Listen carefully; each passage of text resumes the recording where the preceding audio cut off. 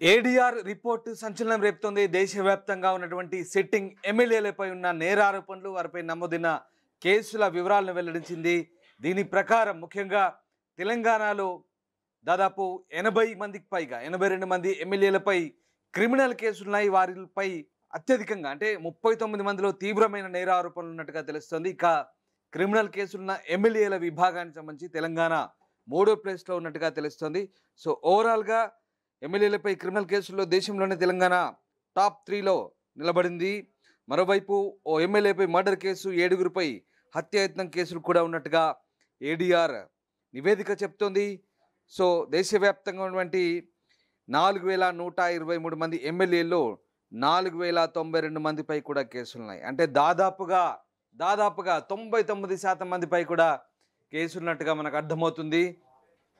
ఈ నేపథ్యంలో తాజాగా ఏడీఆర్ విడుదల చేసిన రిపోర్టుకు సంబంధించి ఒక ఆసక్తికర చర్చ అయితే సాగుతుంది. మరీ ముఖ్యంగా తెలుగు రాష్ట్రాలకు సంబంధించి తెలంగాణలో 82 మందిపై క్రిమినల్ కేసులుంటే 59 మందిపై దాదాపు తీవ్రమైన నేరారోపణలు ఉన్నట్టుగా అయితే అర్థమవుతుంది. మర్డర్ అలాగే హత్యాయత్నం కేసులకు సంబంధించి ప్రస్తుతం అయితే ఈ కేసులు నమోదయ్యాయి. ఒకరిపై ఏకంగా మర్డర్ కేసు ఉంటే మరొక 9 మందిపై తీవ్రమైన నేరారోపణలున్నట్టుగా మనకు అర్థమవుతుంది. హత్యాయత్నం కేసులో 7గురు ఉన్నట్టుగా తెలుస్తుంది. రైట్, మా కొలీగ్ శ్రీశైలం ఉన్నారు. శ్రీశైలం, ఏడీఆర్ రిపోర్ట్ ఏదైతే ఉందో తెలంగాణలో క్రిమినల్ కేసులకు సంబంధించి దేశవ్యాప్తంగా 3వ ప్లేస్లో ఉన్నట్టుగా ఆ నివేదిక చెప్తుంది.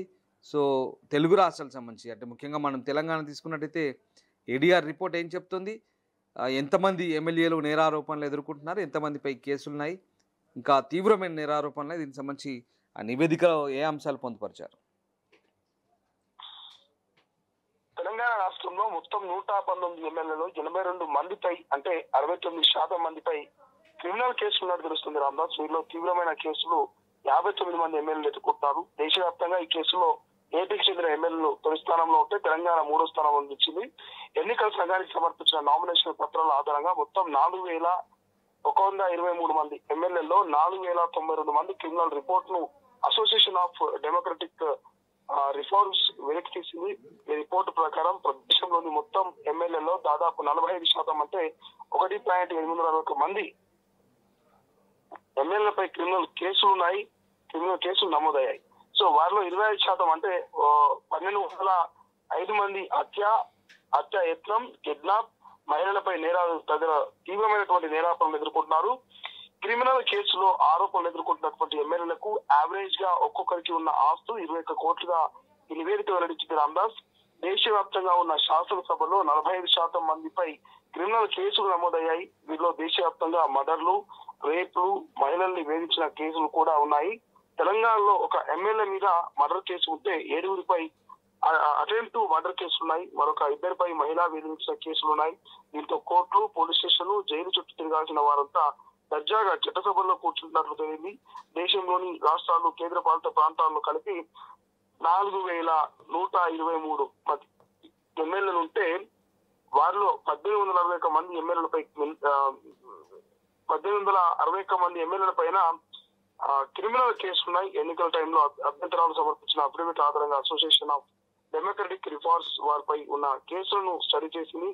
వాటన్నిటిని తీవ్రమైన నేరారోపణలుగా 2 భాగాలు విభజించింది. ఆంధ్రప్రదేశ్ 174 మంది ఎమ్మెల్యేలో 138 మంది క్రిమినల్ కేసులు ఎదుర్కొంటున్నారు. తీవ్రమైన క్రిమినల్ కేసులు ఎదుర్కొంటున్నారు. అయితే ఎమ్మెల్యేల లిస్ట్ లో ఏపీ 59% అగ్రస్థానంలో ఉంది. ఆ తర్వాత 50% తెలంగాణ, 49% బీహార్ రాష్ట్రాలు ఉన్నాయి. ఇక సాధారణ కేసులో 70% ఏపీ ఎమ్మెల్యేలు ఉంటే నేరారోపణలు ఎదుర్కొంటున్నారు. ఆ తర్వాత కేరళ, తెలంగాణలో 60%, బీహార్ 6.6%, మహారాష్ట్ర 65%, ఇక తమిళనాడు 59% ఆ తర్వాత స్థానంలో ఉన్నాయి.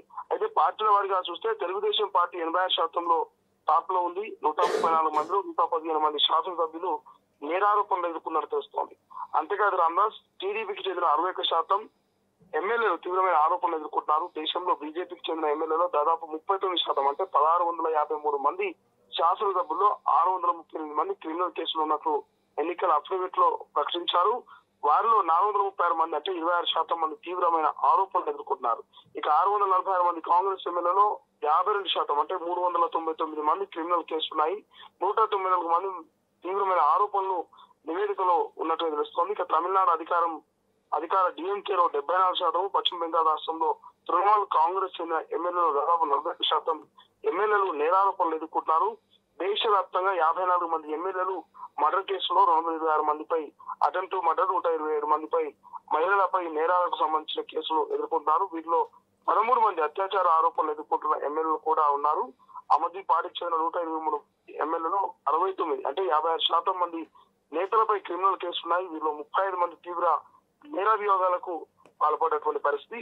సో ఈ యొక్క రిపోర్ట్ తోటి దేశవ్యాప్తంగా ఉన్నటువంటి ఎమ్మెల్యేలు మొత్తం 4,900 మంది criminal report association of democratic reports అయితే వెలికి తీసి ప్రస్తుతం ఈ రిపోర్టు సంచలనంగా మారినటువంటి పరిస్థితి మనకు కనిపిస్తుంది. Ramdas right, yes. మొత్తం మీద దేశవ్యాప్తంగా నేరారోపణలు ఎదుర్కొంటున్న ఎమ్మెల్యేల సంఖ్య గనక తీసుకుంటే గనక తెలంగాణ వ్యాప్తంగా 3వ స్థానాన్ని ఆక్రమించిందని చెప్పాలి. ఎస్, ఒక్కసారి మనం స్క్రీన్పై దానికి సంబంధించిన దృశ్యాలు కనుక చూస్తే ఎస్, మనం ఒకసారి ఏడీఆర్ రిపోర్ట్ ఒకసారి మనం చూసే ప్రయత్నం చేద్దాం. ఏడీఆర్ రిపోర్ట్ సంబంధించి ప్రధానంగా నేరారోపణలు ఎదుర్కొంటున్న రాష్ట్రాలకు సంబంధించి ఇక్కడ తెలంగాణ మనం చూసినట్టయితే 2023లో అసెంబ్లీ ఎన్నికలు అయ్యాయి. So number of MLAs with declared cases related to murder, ఒక ఎమ్మెల్యేపై మర్డర్ కేసు ఉంది. మనకు చాలా క్లియర్గా నేను ఇక్కడ రెడ్ మార్క్తో పాయింట్అవుట్ చేశాను. ఒక ఎమ్మెల్యేపై మర్డర్ కేసు ఉంది. అలాగే number of MLAs with declared cases related to attempt to murder అంటే హత్యాయత్నం 7. ఇక్కడ రాశాను, మళ్ళీ ఇదే ఇక్కడ రాశాను. 7గురిపై టిక్ చేసింది. అటెంప్ట్ మర్డర్ కేసు అంటే 7గురిపై తీవ్రమైనటువంటి నేరారోపణలు, ఇవి హత్యాయత్నం కేసులు ఏకంగా. సో ఆ రకంగా number of MLAs with declared cases related to crime against women, 2 మహిళలపై నేరారోపణలు, మహిళలపై అంటే ఏ రకమైన ఆరోపణలు అనేది క్లియర్గా అక్కడ అందులో పొందుపరిచారు. మహిళలపై వేధింపుల, ఇంకేదైనా ఇతరత్ర కారణాలు కావచ్చు, 2 మహిళలపై వేధింపుల కేసు ఉన్నాయి. సో మొత్తం మీద అయితే 7గురిపై అయితే హత్యాయత్నం కేసు అయితే మనకు కనబడ్డాయి. రైట్, అలాగే ఇక్కడ తెలంగాణ వచ్చినట్టయితే state wise MLAs with self declared criminal cases దాదాపు తెలంగాణకు సంబంధించి 82% మంది, ఇక్కడ కనుక మనం చూడొచ్చు ఒకసారి, 82% మంది వీళ్ళు డిక్లేర్ చేసుకున్నారు, సెల్ఫ్ డిక్లేర్ చేసుకున్నారు. 82% మంది మనకు అర్థమవుతుంది. ఇక్కడ ఎన్నికల అఫిడవిట్లో 82% మంది సెల్ఫ్ డిక్లేర్డ్ అంటే తమపై కేసులు ఉన్నట్టుగా చెప్తున్న పరిస్థితి మనకు అర్థమవుతుంది. రైట్, ఇక అలాగే మరొక అంశం, ఎస్,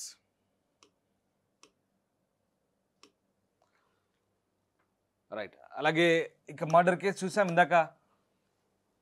తెలంగాణ వ్యాప్తంగా state wise MLAs with self declared criminals case అని మనం ఒకసారి చూసినట్టయితే తెలంగాణ 2023 అసెంబ్లీ ఎన్నికలు 119 మంది ప్రస్తుతం ఉన్న సిట్టింగ్ స్థానాల్లో 82 మందిపై sitting MLAs with declared criminal cases, 82% మందిపై ప్రస్తుతం కేసులున్నట్టుగా ఏడీఆర్ నివేదిక చెప్తుంది. 82% అంటే దాదాపుగా 119లో 82% అంటే దాదాపుగా 80% పైగానే మనకి ఇక్కడ అర్థమవుతుంది. 80% పైగానే ఉన్నారు ఇక్కడ.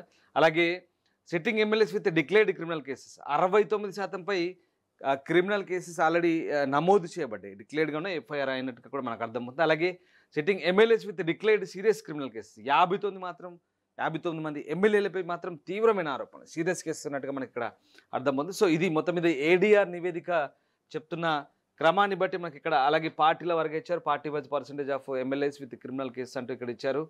సరే, ఇక్కడ మనకు తెలుగుదేశం పార్టీ, డిఎంకే, సమాజ్వాదీ, ఆప్, ఇండియన్ నేషనల్ కాంగ్రెస్, తర్వాత ఏఐటీసీ, బీజేపీ, ఇలా క్రిమినల్ కేసెస్ వైజ్గా మనకి ఇక్కడ చాలా క్లియర్గా కనిపిస్తున్నాయి. సో మొత్తం మీద పార్టీల వారీగా అలాగే రాష్ట్రాల వారీగా చాలా క్లియర్గా ఏడీఆర్ నివేదిక అయితే చెప్తుంది. సో తెలంగాణ అయితే నిజంగా టాప్ 3లో ఉంది ఇక్కడ, మనకు దాన్ని బట్టి అర్థమవుతుంది. సో ఓవరాల్గా ఏడీఆర్ నివేదిక ఇప్పుడు ప్రస్తుతం సంచలనంగా మారిన పరిస్థితి. రాష్ట్రవ్యాప్తంగా ఒకరిపై ఇంకా మర్డర్ కేసు ఉంటే మరొకరిపై ఒక 7గురిపై అటెంప్ట్ మర్డర్ ఉంది, 59 మందిపై తీవ్రమైన ఆరోపణలు అయితే ఉన్నాయి. ఓవరాల్గా 82 మంది ప్రస్తుతానికి అయితే ఆ కేసులను ఎదుర్కొంటున్న పరిస్థితి కనబడుతుంది. సో సెల్ఫ్ డిక్లరేషన్లు కూడా వాళ్ళు ఎన్నికల అఫిడవిట్లో సమర్పించిన పరిస్థితి కనబడతా ఉన్నాయి. సో ఇది ఏడీఆర్ నివేదిక చెప్తుంది. మొత్తం మీద క్రిమినల్ కేసులకు సంబంధించి దేశవ్యాప్తంగా తెలంగాణ అయితే టాప్ 3లో నిలిచిందని ఏడీఆర్ నివేదిక స్పష్టం చేస్తోంది.